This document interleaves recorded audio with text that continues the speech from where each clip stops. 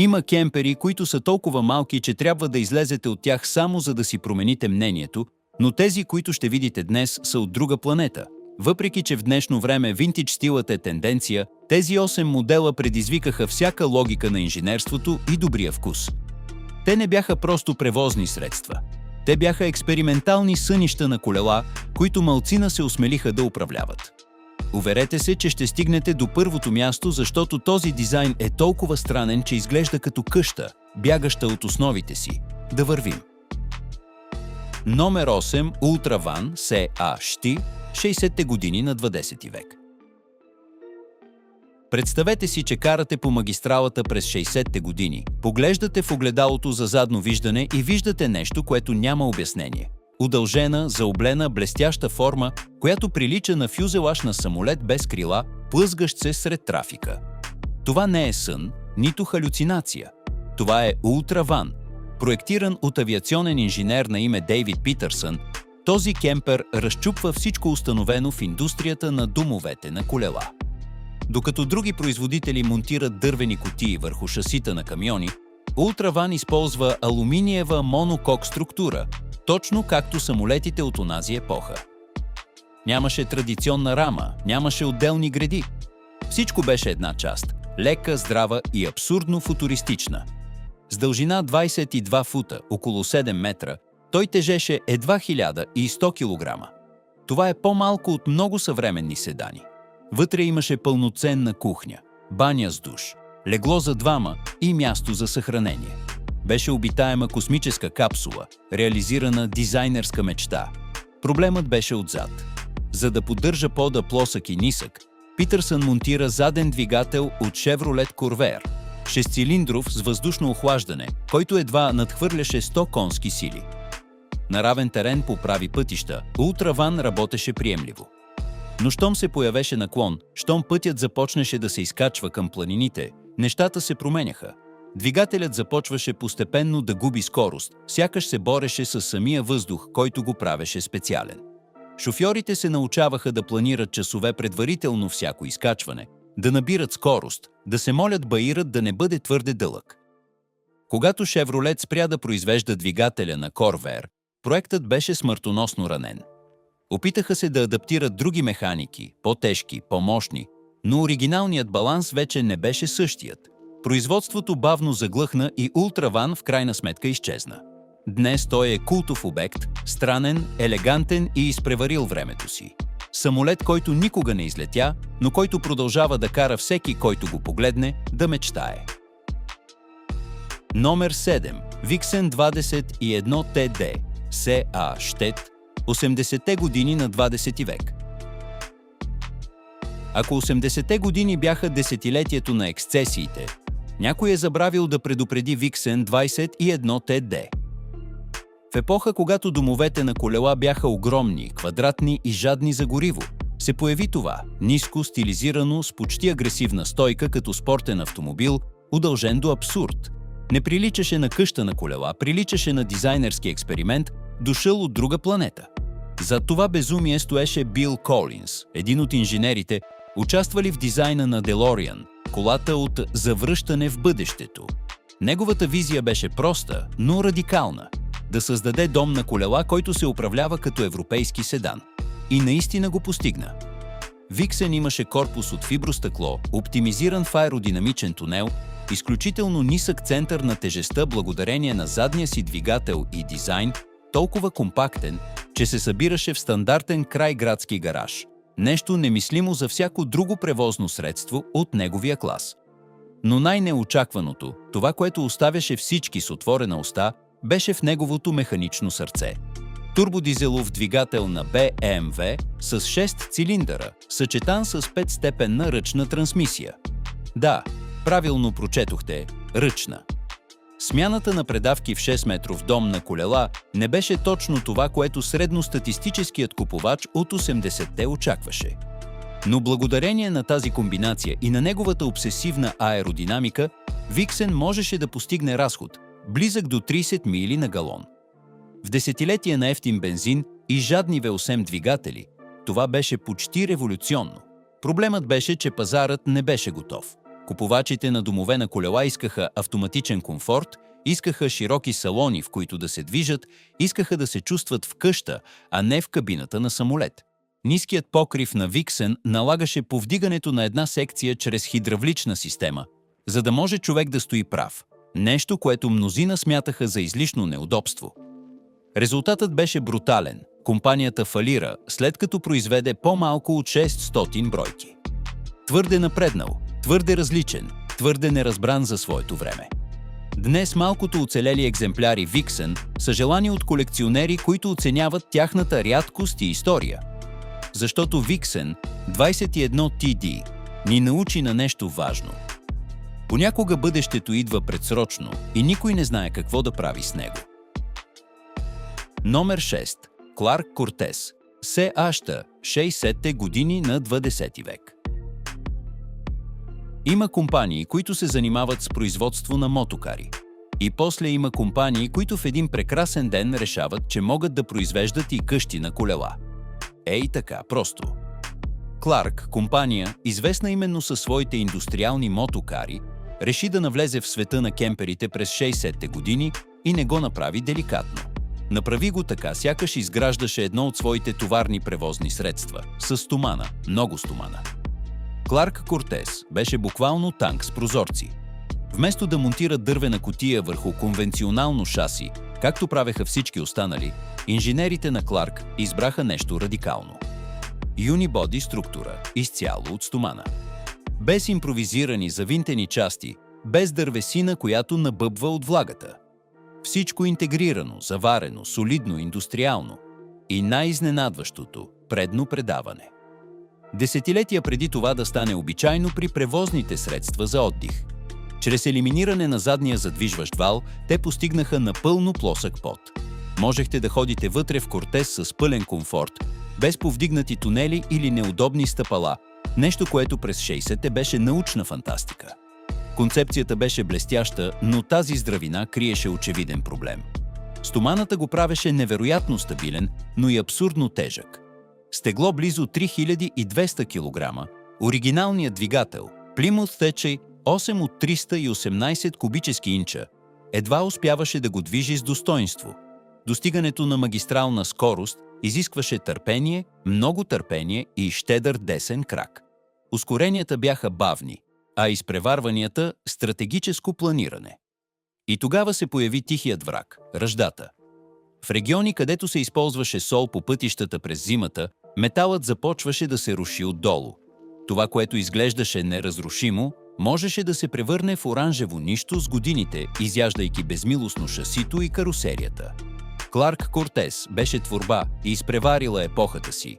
Декларация за принципи за това как трябва да се строят нещата, за да траят завинаги. Но теглото и корозията бяха неговата ахилесова пета.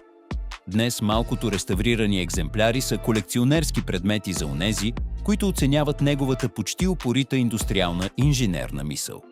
Защото Кортес не се извиняваше, че е тежък. Той изискваше уважение, защото е солиден.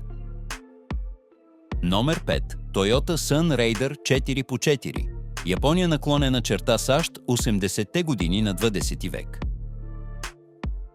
Много преди луксозните кемпери да доминират в Инстаграм, преди Спринтър 4x4 да се превърнат в мечта на всеки авантюрист, съществуваше един малък, почти неразрушим войн.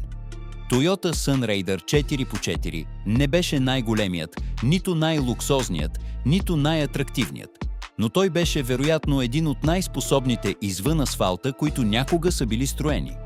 Базата беше легендарното шаси на Toyota Hilux, същото, което Top Gear се опита да убие без успех години по-късно. Върху тази неразрушима платформа производителите монтираха карусерия от фибростъкло, формувана в две основни части. Без дървени панели, които набъбват от дъжда, без вечни течове, които превръщат интериора в развъдник на влага. Беше компактен, издръжлив и изненадващо пъргав по пътеки, където други превозни средства за отдих оставаха безнадеждно заседнали. Можеше да изкачва скалисти пътеки, да пресича потоци, да гази в трудни терени и да достига до места, които изглеждаха невъзможни за къща на колела. Изглеждаше като перфектния баланс между приключение и автономия, мечтата на всеки пътешественик, който искаше да се отдалечи от асфалта, без да се отказва от основните удобства. Докато не започна да се появява проблемът, първите модели на Sun Raider носеха твърде голямо тегло върху задна ос, която не беше проектирана за такова изискване.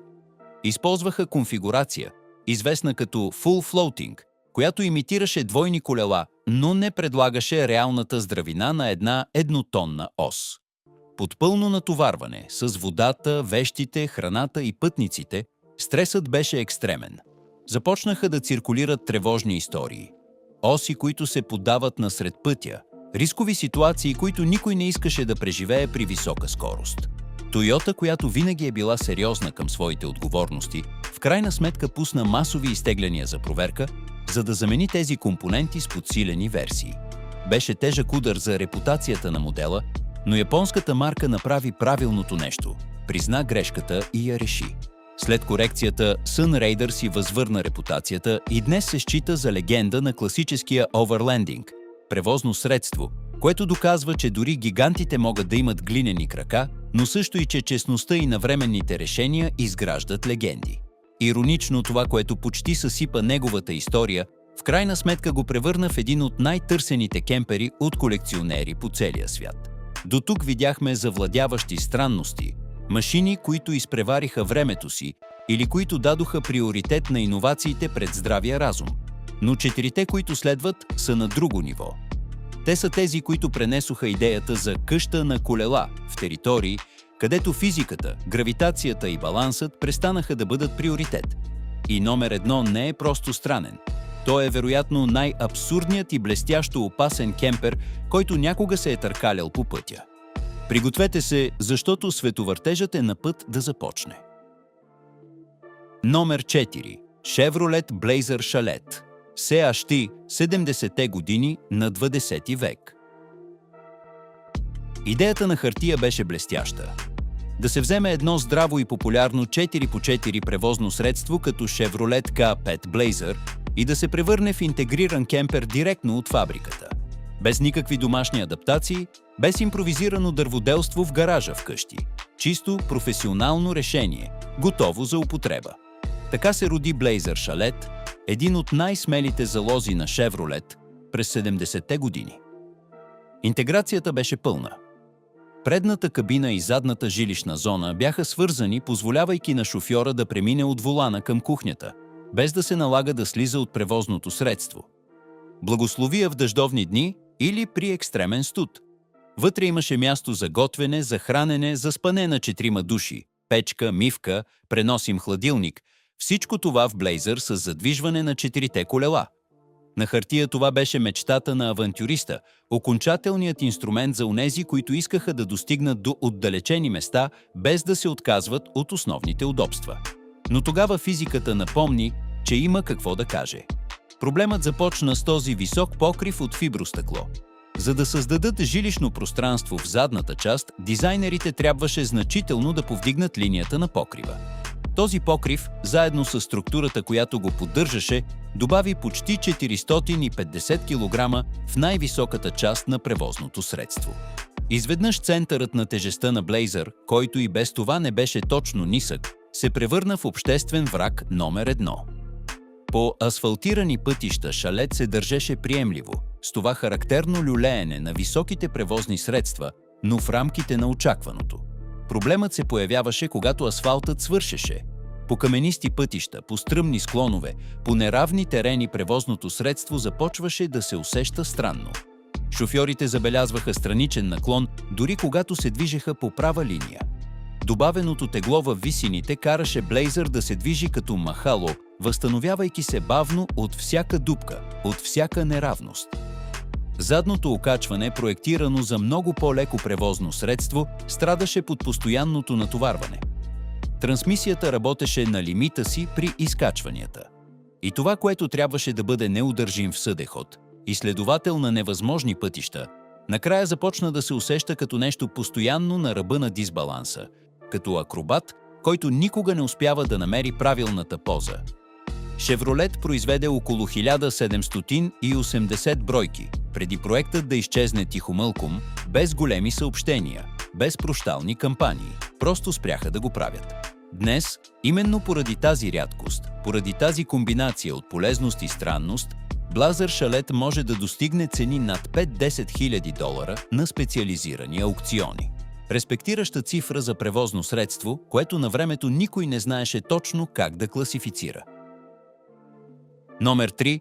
Volkswagen Beetle Superbugger, CAHT 70-те години на 20 век.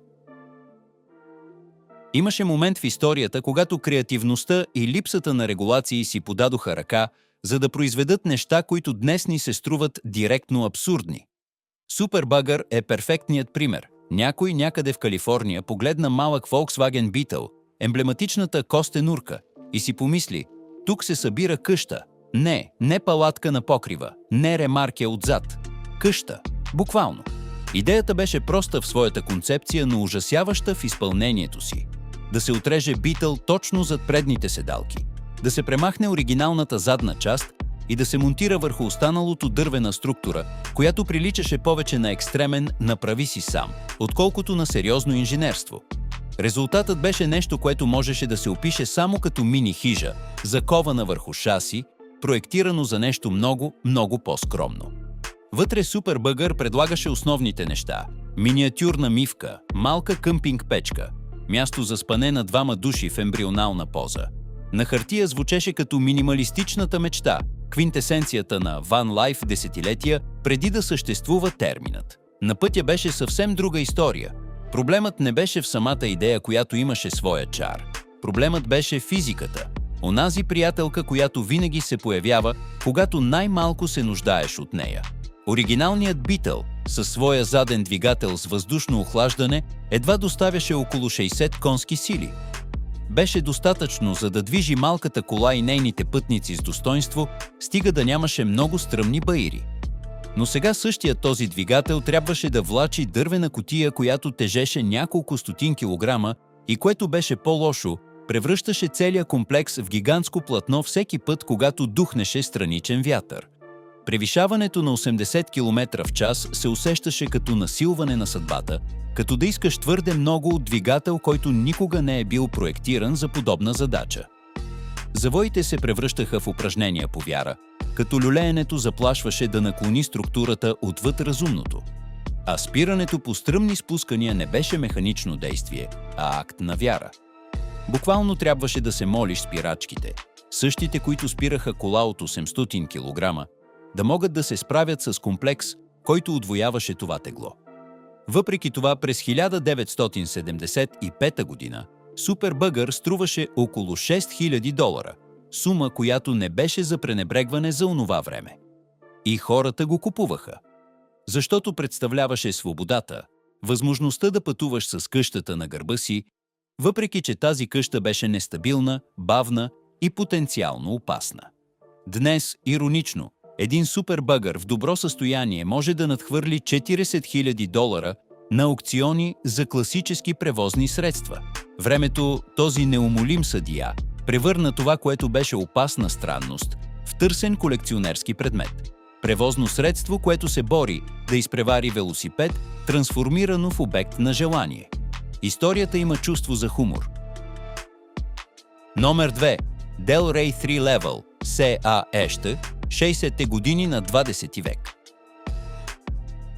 Ако сте мислили, че един кемпер трябва да бъде компактен по очевидни причини, ако сте вярвали, че съществува логическа граница на това, което можете да построите върху карусерията на пикап, Delray 3 Level дойде, за да разбие всички тези схеми и още няколко.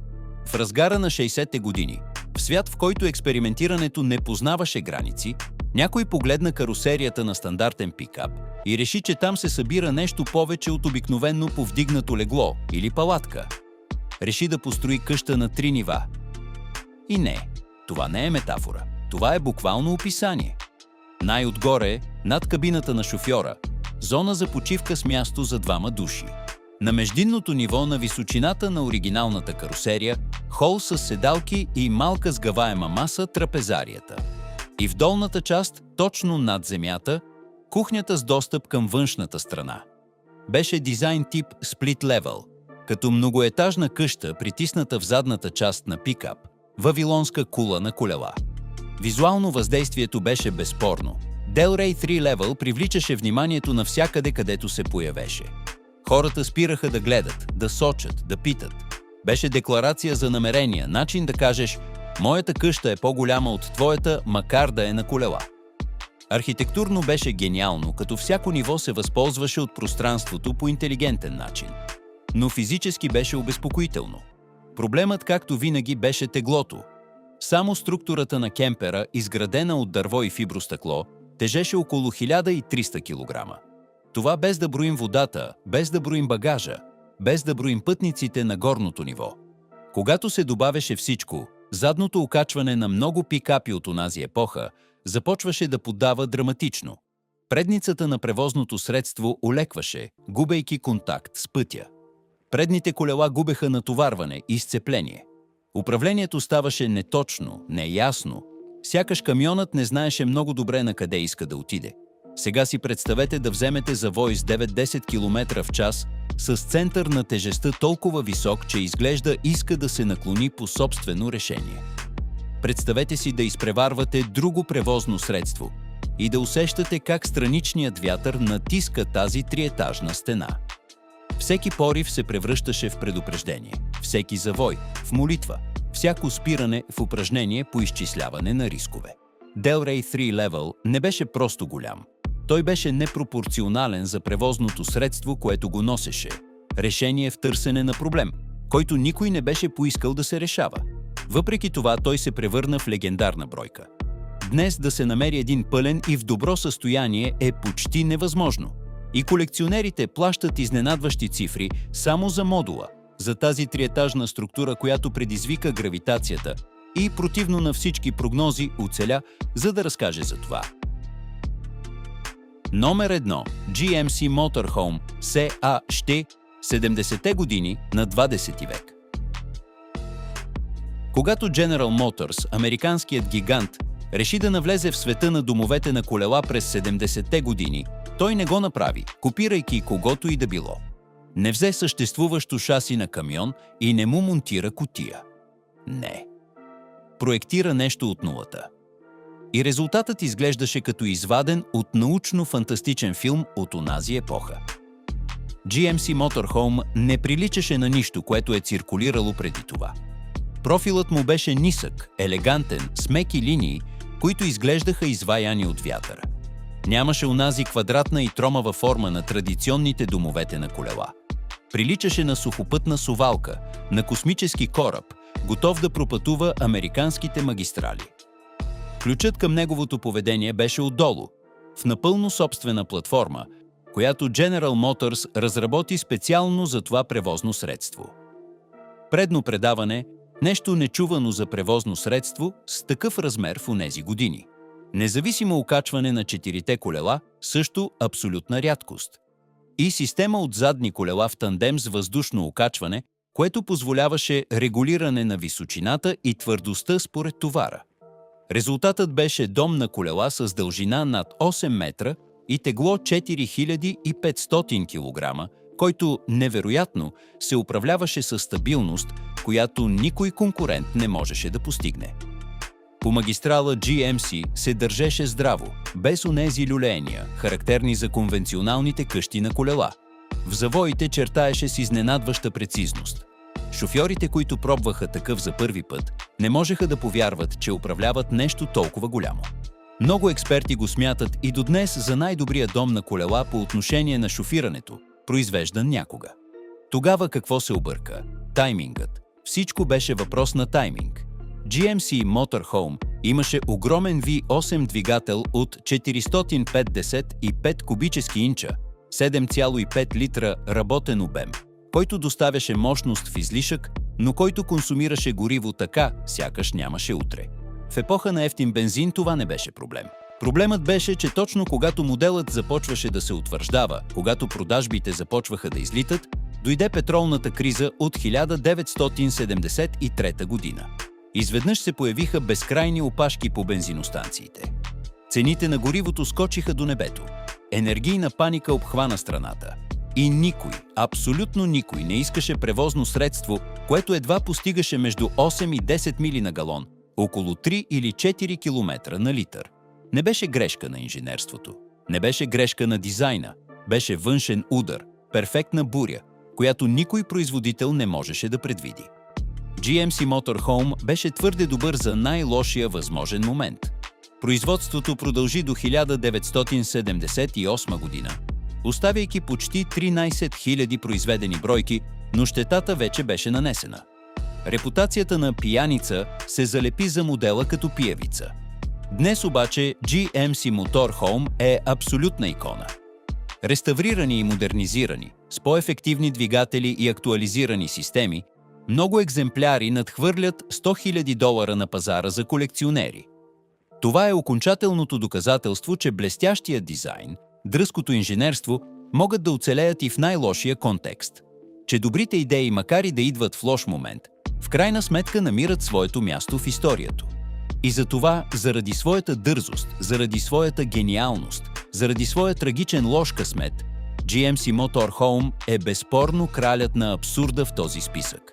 От фюзелаж на самолет с двигател на Corvair, който не можеше да изкачва баири, преминавайки през удължен спортен автомобил с ръчна трансмисия, който никой не съумя да оцени, до триетажна кула върху пикап, която предизвикваше гравитацията във всеки завой. Всички тези превозни средства имат нещо общо. Някой се е осмелил да мисли различно. Те бяха движещи се експерименти, луди идеи, които някой извади от чертожната дъска и постави на колела, въпреки че всички останали мислеха, че са луди. Някои се провалиха гръмко поради проблеми с теглото или центъра на тежестта. Други промениха индустрията, без никой да го забележи в онзи момент. А няколко днес биха били невъзможни за хомологация по причини за безопасност, които дори не са съществували, когато са били строени. Но историята на къщите на колела не напредва само с разумни и скучни дизайни. Тя напредва с инженери, които са се осмелили да попитат: ами ако му сложим втори етаж? С мечтатели, които са погледнали Битъл и са видели къща. С гениални луди, които са подписали планове, които всеки друг би скъсал. С компании, които са рискували всичко за една идея, макар моментът да не е бил подходящ за тях.